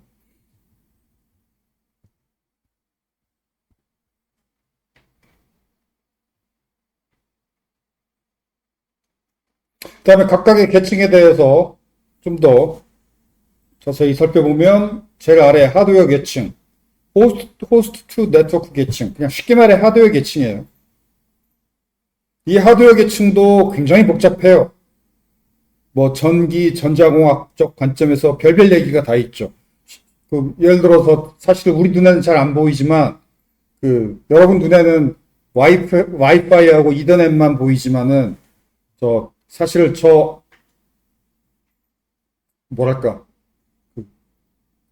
고속도로에 해당하는 통신망은 광통신이지. 그리고 여러분 그런 거 생각해 본 적 있어요? 우리나라에서 보낸 미국에 있는 어떤 서버에 미국에 있는 어떤 서버, 전 세계 서버에 다 통신하잖아. 여러분 웹브라우저로 미국에 있는 어떤 서버하고 웹브라우저 열어서 주소 치고 들어갔어. 그러면 여러분 집에 있는 여러분 노트북하고 저 미국에 있는 어떤 회사 서버하고 왔다 갔다 웹 데이터가 왔다 갔다 하는 건데 어떤 통신망으로 왔다 갔다 할 것 같아요? 태평양을 어떻게 건너갈까? 그거 생각해 봤어요? 인공위성 통해서 건너갈 것 같아요? 아니야. 바다에 엄청난 길이의 광 케이블이 전 세계 바다에 다 깔려 있어. 그 광 케이블로 가요. 인공위성 통신은 그 정도 속도가 안 나와. 광 케이블에.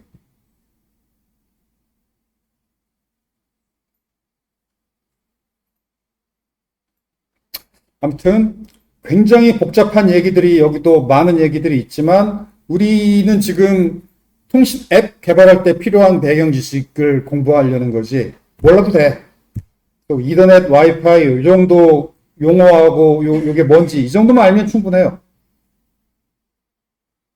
자, 그렇지만 그러면 내가 구현한 채팅 앱이 이더넷도 아니고 와이파이도 아니고 좀 스마트폰에서 내가 구현한 통신 앱이 스마트폰 앱도 지원하는데 그 스마트폰이 그 3G이거나 4G일 때는 채팅 되냐 안 되냐? 돼요. 호환돼. 이게 계층형 아키텍처의 장점이야. 여러분이 구현한 통신 앱은 이더넷이든 와이파이든 3G든 뭐든 그 하드웨어 위에 인터넷 프로토콜, 인터넷 계층 소프트웨어만 올라갔다면 그러면 여러분 앱은 상관없는 거예요. 하드웨어. 속도 말고는 몰라도 돼.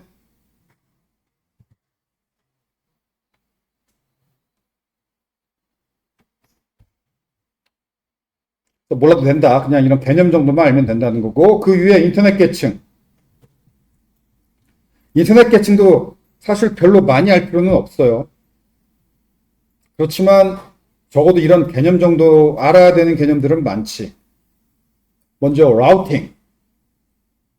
인터넷 계층의 가장 큰 역할이 데이터 패킷을 목적지까지 전송하는 거예요. 예를 들어서 여러분 노트북에서 나간 데이터 패킷이 태평양 광 케이블을 건너서 미국 서버까지 가야 돼. 그 사이에 무수히 많은 중계기를 거쳐가요. 그걸 라우팅, 전송한다, 라우팅이라고 얘기해요. 그리고 목적지를 어떻게 시표하느냐? 그 목적지, 미국에 있는 그 서버 주소를 보고 그 주소를 찾아가요. 그 주소가 IP 주소고 소프트웨어적인 주소예요. 하드웨어 주소가 아니야. 소프트웨어적인 주소예요. 맥 주소를 보고 찾아가는 거 아니에요. IP 주소를 가지고 찾아가요.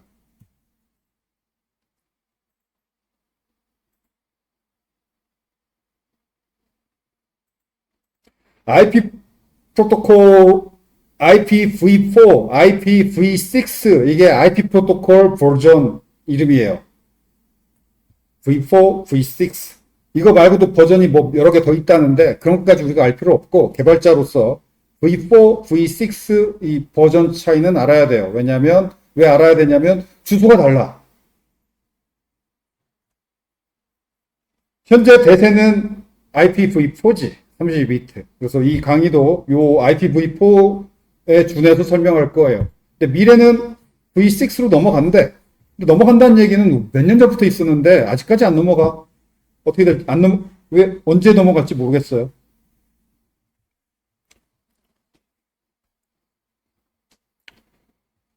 그래서 이게 주소만 다르는 게 아니라 내부 많은 내용도 다르겠죠. 근데 뭐 우리가 그런 것까지 알 필요 없고 통신 앱을 개발하는 사람 눈에 보이는 건 주소가 다르네 이것만 보여요. 그 내부 그 라우팅 사정은 우리 눈에 안 보이지. 택배사가 어떻게 일하는지 우리 안 보이잖아. 요금이 바뀌는 것만 보이지. 요금이 올랐어? 이런 것만 보이죠. 그다음에 아까 말했듯이 패킷, 이게 택배 상자라고 생각하면 돼요. 데이터를 패킷 단위로 쪼개서 전송을 해요. 이걸 IP 데이터그램이라고도 불러요. 근데 보통 패킷이라고 많이 해요. 자, 패킷에는 본문이 있고 여기에 데이터가 담겨요. 그런데 헤더, 이게 택배 전송장이라고 생각하면 돼요. 택배 상자에 뭔가 전송장 스티커 붙이잖아. 거기에 뭐가 들어가죠? 보내는 사람 주소, 받는 사람 주소, 뭐 등등 이런 거 저런 게 들어가지. 그게 헤더야. 그래서 주소가 들어가요. 누가 보냈고, 목적지가 어디고, 이게 IP 주소죠. 그 다음에 데이터의 크기, 그 다음에 데이터가 훼손됐는지 안 했는지 파악하기 위한 체크섬. 체크섬이라는 단어도 알아야 되고, 이게 뭔지 여러분 이해하고 있어야 돼요. 체크섬. 이 강의 노트에서는 설명 안 해놨는데, 그래서 시험에도 안 나오지만 상식적으로 알아야 돼. 체크섬이란, 자, 이거 여러분이 그 요즘은 어지간한 거 AI한테 물어보면 이렇게 잘 알려줘. 그리고 AI 장점이 이렇게 알려줬는데 여러분이 이 부분이 무슨 뜻인지 잘 모르겠잖아? 그럼 이 부분에 대해서, 요 문장에 대해서 예를 들면서 또 더 자세히 그 쉬운 말로 설명해 줘. 그럼 그것도 해줘요. 인공지능을 이용해서 공부하기 바래요. 체크성 따로 공부하세요. 공부해보면 쉬워. 간단하게 요약해서 설명하자면 데이터가 깨졌는지 깨지지 않았는지 확인하기 위해서 그 보낼 데이터가 사실은 이진수잖아. 그 이진수를 다 더해. 더하면 합계가 나오겠지. 그 합계를 첨부해요. 그럼 받은 다음에 자기도 받은 데이터 그 이진수를 다 더해봐. 더해봐서 합계를 만들어. 그래서 첨부된 체크썸이라고 첨부된 합계하고 내가 받은 다음에 계산한 합계하고 달라. 그럼 깨진 거지. 확실히 깨졌지. 합계가 다를 수가 없잖아. 원본 그대로 받았으면. 근데 똑같아. 똑같으면은 안 깨졌다고 확신할 수 있나? 깨졌는데 희한하게 깨져서 합계는 똑같게 깨질 수도 있잖아. 체크썸이 같다라고 해서 데이터가 안 깨졌다고 보장은 안 돼. 다만 확률이 낮지. 근데 체크썸이 다르다. 그럼 이건 확실히 깨졌죠.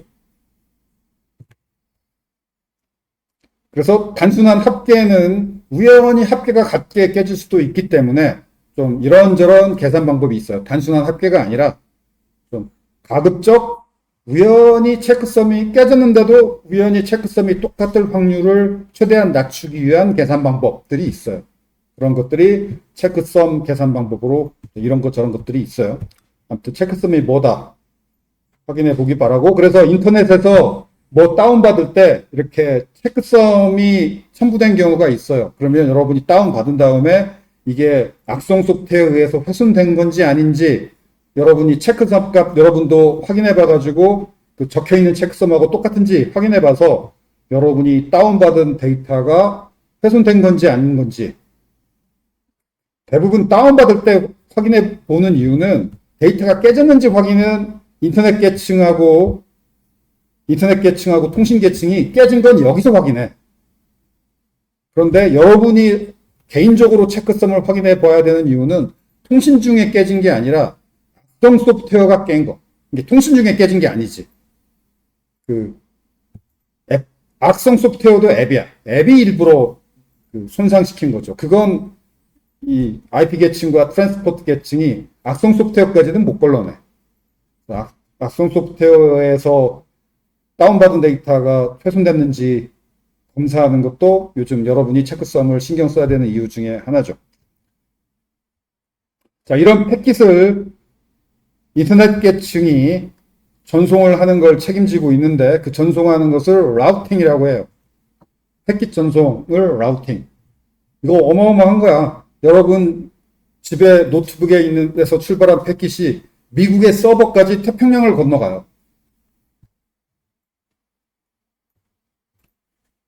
그 택배박스가 패킷이고 그 택배박스 겉면에 붙은 운송장이 패킷 헤더고 그 택배박스 안에 들어있는 그 내용이 패킷 바디 데이터고 이렇게 전송하는 걸 라우팅이라고 하고 그 전송하는 과정에 여러 중계기를 거쳐가는데 그 중계기를 라우터라고 얘기해요. 그러니까 택배 물류센터에 해당하는 거죠. 뭐 이촌 물류센터 이런 거 있잖아. 물류센터. 여러분 택배 과정 추적해 보면 무슨 뭐 간선 뭐 집화됐다. 어디 물류센터에 도착했다. 그게 라우팅 과정의 라우터예요. 이걸 담당하는 게 인터넷 계층이에요. 택배사 역할이랑 거의 같아. 인터넷 계층이.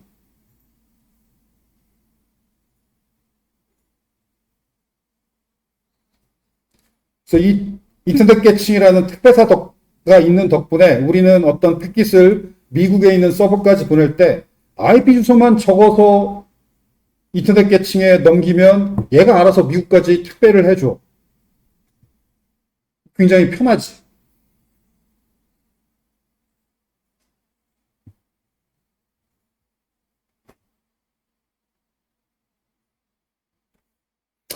트랜스포트 계층. 그런데 인터넷 계층에 부족한 점이 있어. 그 부족한 점을 인터넷 계층에 구현하면 안 돼. 왜? 인터넷 계층에 직접 구현하면 인터넷 계층이 너무 커지고 복잡해져. 너무 커지고 복잡한, 예를 들어서 한 팀이 300명이야. 이건 안 돼. 쪼개야 돼. 안 쪼개면. 그러면 너무 크고 복잡해서 통제가 안 돼. 난리가 나. 비효율이 발생해. 통제 가능한 크기로 쪼개야죠. 팀 인원이 아무리 많아도 한 20, 30명 정도가 한계지. 100명 넘어간다. 그건 팀이 아니지. 부서지. 부서 안에 몇 개 팀으로 쪼개야지. 그게 인터넷 계층하고 트랜스포트 계층하고 쪼갠 이유예요. 인터넷 계층만 놓고 봐도 너무 할 일이 많아. 여러분 노트북에서 출발한 패킷을 태평양을 건너 미국의 서버까지 보내야 돼. 딱 봐도 일 복잡하잖아. 뭐 다른 일까지 시키면 안 돼.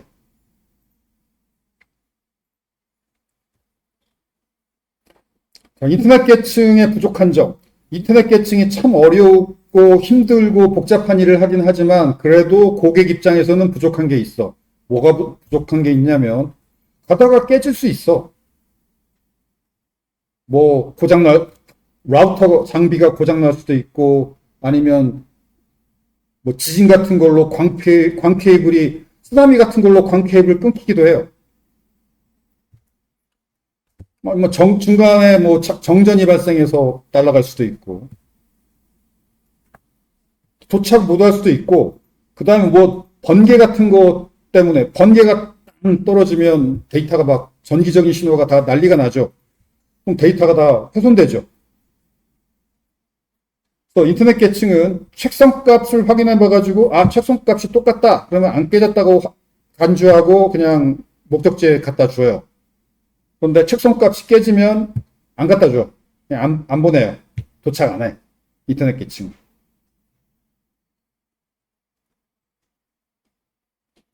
그 다음에 데이터가 굉장히 큰 경우, 여러분이 미국에 있는 서버로부터 한 5메가짜리 동영상 파일을 다운로드 받는다. 5메가짜리면 당연히 여러 패킷으로 쪼개야지.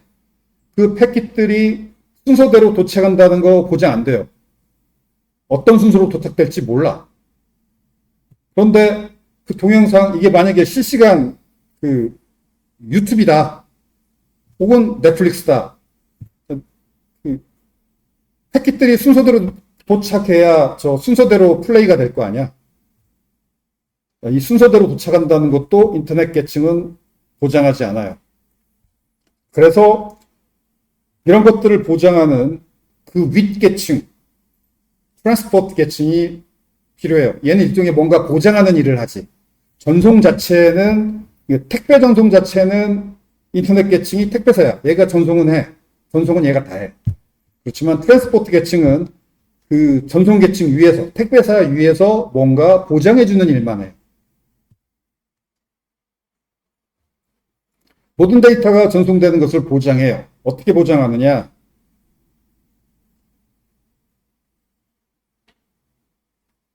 어떻게 보면 택배 대행사예요. 내가 보낼 박스가 10개예요. 근데 택배사한테 10개를 다 직접 내가 택배사 불러가지고 10개를 택배사한테 접수해도 돼. 그럼 택배사가 10개를 보내. 근데 박스 10개가 같은 날 순서대로 도착한다는 보장도 안 되고 그 10개 박스 중 1개가 깨질 수도 있는데 그것도 택배사는 최대한 안 깨지게 노력은 하지만 100% 장담은 택배사가 못하지. 깨지면 깨지는 거야. 그래서 택배사를 내가 직접 상대할 때는 그런 위험이 있어. 그래서 택배 대행사, 여러분이 비행기를 직접 예약할 수도 있지만 여행사를 통해서 예약하잖아. 여러분이 유럽 여행 갈 때 가는 도착 비행기, 또 되돌아오는 비행기, 그다음에 호텔, 식당 이런 거 직접 하나하나 직접 계획하고 예약해도 되지만 보통 여행사를 통해서 패키지로 예약하면 훨씬 편하잖아. 자, 그렇다고 여행사가 여행을 대행해 주는 것일 뿐, 마찬가지예요, 이것도. 트랜스포트 계층 일종의 택배 대행이라고 생각하면 돼요. 택배 보내는 것 자체는 택배사인 인터넷 계층이 해. 근데 인터넷 계층을 이용하면 불편한 게 있고 보장이 안 되는 게 있어. 그 보장을 해주는 대행사, 트랜스포트 계층이 있어요. 그래서 10개 박스를 보내야 되는데 내가 택배사한테 직접 안 맡기고 트랜스포트 계층에다가 10개를 맡겨요. 그럼 트랜스포트 계층이 얘가 택배사하고 알아서 협력해서 일을 하면서 10개 박스가 다 목적지에 가는 걸 얘가 해주고, 그 다음 포장해주고, 순서대로 가는 것도 보장해줘요. 어떤 식으로 보장해주느냐? 보내는 측만 트랜스포트 대행사가 있는 게 아니라, 받는 쪽에도 트랜스포트 대행사가 있어요. 그래서, 트랜스포트 계층이 목적지로, 목적지 트랜스포트 대행사한테 보내는 거예요.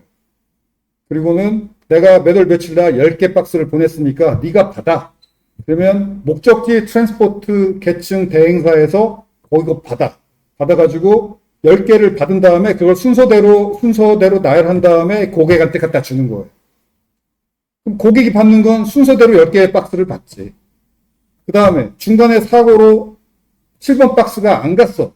그러면 목적지 트랜스포트 계층, 출발지 트랜스포트 계층이 목적지 트랜스포트층한테 내가 1번부터 10번까지 10개의 박스를 보냈다. 그럼 받는 측에서 7번 박스 안 왔네 라고 그 출발지 트랜스포트 계층에다가 7번 박스 안 왔다, 깨졌다, 혹은 안 왔다라고 얘기를 하면 출발지 트랜스포트 계층이 보낸 박스를 복사해가지고 갖고 있다가 7번 안 갔다. 그럼 복사해뒀던, 백업해뒀던 박스를 다시 보내는 거지. 다시 보내서 7번 박스 다 도착했다는 말을 듣고 그러면 이제 복사해둔 건 필요 없잖아. 다 갔으니까. 그때 비워요. 복제했던 거. 백업했던 거. 자, 그렇게 트랜스포트 계층에서 백업과 재전송을 통해서 어떻게든 손상됐으면 다시 보내고 그래서 원본 10개 박스 그대로 다 도착을 했을 경우에 갖다가 목적지 고객한테 갖다 줘요. 그럼 보장이 되지. 자, 이게 트랜스포트 계층에서 하는 일이에요.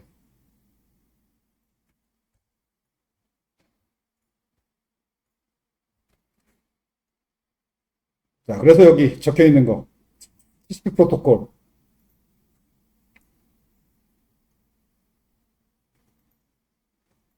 그래서 오버헤드가 있어요. 느리단 말이지. 왜 느리냐면 패킷이 도착하자마자 바로 애플리케이션까지 전달이 안 돼요. 왜냐면 뭐 순서대로 왔는지 다 왔는지 확인하고 그 TCP 계층 사이에 수신처 보내는 측 받는 측에서 서로 대화해야 돼. 다 갔는지 뭐 순서가 맞는지 확인된 다음에 애플리케이션한테 올려줘요. 그래서 좀 느리지. 또 약간 느리다라는 부담 오버헤드가 있고 또 메모리 부담도 있지. 패킷이 오자마자 바로 주는 게 아니라 보내는 측도 혹시 손상됐을 경우 재정송해야 되니까 백업을 또 둬. 목적지에 도착했다는 걸 확인할 때까지 백업본을 유지하죠. 그래서 만약에 깨졌다 그럼 다시 보내야 되니까.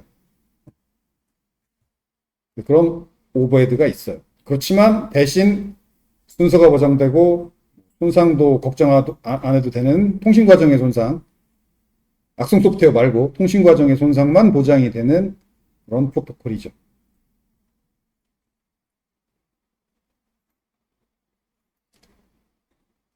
자, 이해하기 바라고.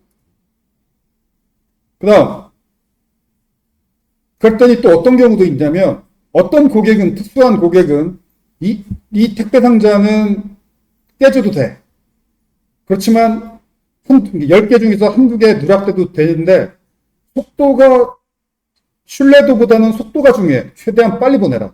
한두 개 안 가도 좋다. 그렇지만 빨리 보내라. 이런 데이터도 있어요.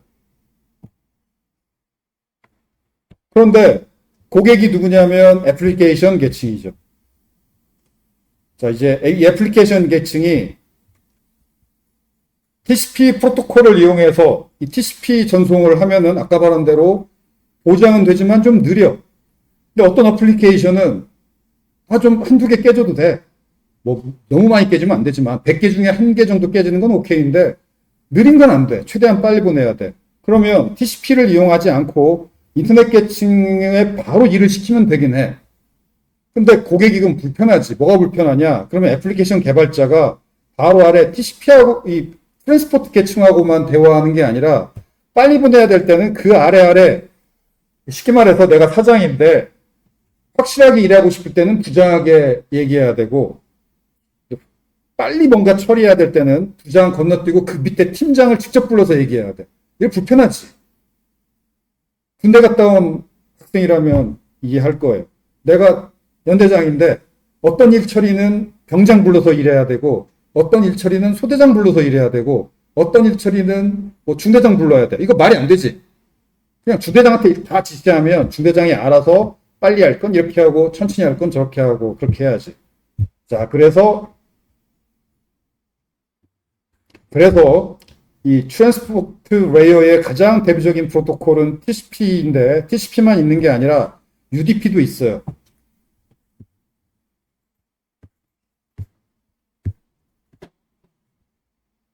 UDP는 트랜스포트 계층이 일을 안 하는 거야. 원래는 IP 계층한테 그냥 바로 전달만 하는 거.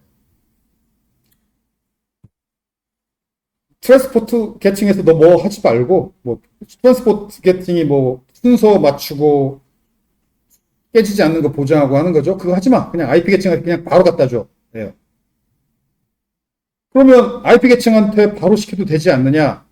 그러려면 앱 개발자가 귀찮지. 어떤 건 트랜스포트 계층한테 시켜야 되고, 어떤 건 그 밑에 IP 계층한테 일을 시켜야 되고, 귀찮으니까 무조건 모든 일은 트랜스포트 계층한테 다 시켜. TCP 프로토콜로 일을 시킬 수도 있고, UDP 프로토콜로 일을 시킬 수도 있고, UDP 프로토콜로 일을 시킬 경우에는 사실상 트랜스포트 계층은 일을 안 해. 바로 IP 계층에 그냥 넘기기만 해요. 자, 그러면 여러분이 사용하는 앱 중에서 데이터가 아주 가끔 한두 개 제대로 안 가도 돼. 그렇지만 속도가 중요해. 그게 뭘까? 뭐인 것 같아요? 여러분이 사용한 앱 중에서 어떤 앱들이 UDP 프로토콜을 사용할까? 대다수는 TCP 프로토콜이에요. 몇몇 앱들이 UDP예요. 어떤 거일 것 같아요?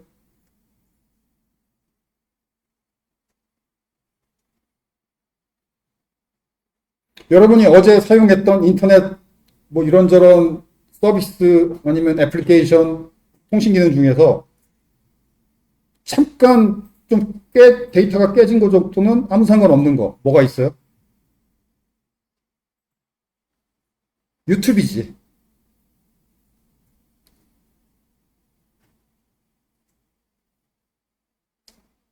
잠깐 화면에 색상이 찌직거렸다. 이게 데이터가 깨진 거예요.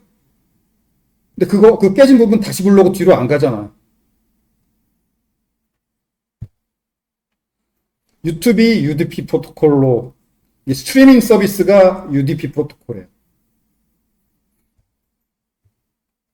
그 다음에 UDP, 인터넷 계층, 택배도 절대 100%안 깨진다는 걸 100% 보장 안 한다. 그 정도일 뿐이지. 여러분 택배 보낼 때 뭐 맨날 깨지고 그러지 않잖아. UDP도 마찬가지예요.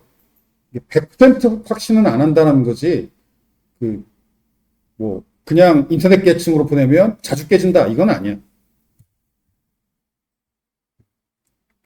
그러니까 1년에 한 번 잠깐 깨질 둥 말 둥, 그 정도 확률. 아주 낮아요. 깨지는 확률이. 자, 마지막 애플리케이션 계층은 그냥 여러분이 아는 앱이에요. 웹브라우저, 이메일, 등등, 여러 가지 통신 앱, 줌, 등등등.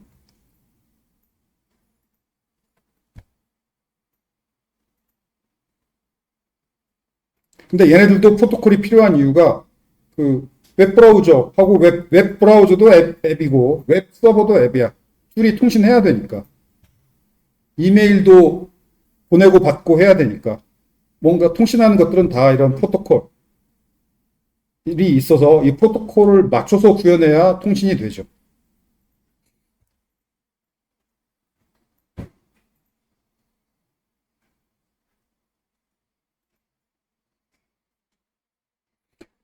데이터 내용에 관련된 프로토콜이 이 애플리케이션 계층이죠.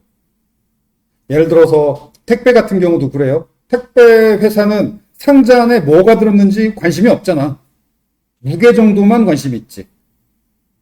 즉, 트랜스포트 계층, IP 계층은 데이터의 크기만 관심이 있지 그 데이터가 동영상인지 mp3 파일인지 사진인지 관심 없어요. 그냥 그대로, 원본 그대로 데이터 보내주기만 하면 돼. 그 데이터가 뭐냐, 내용이 뭐냐를 정의하는 건 앱이죠. 애플리케이션 계층. 줌이라면 그게 동영상 스트리밍인 거고, 카톡이라면 메시지인 거고, SMTP라면은 이메일인 거고.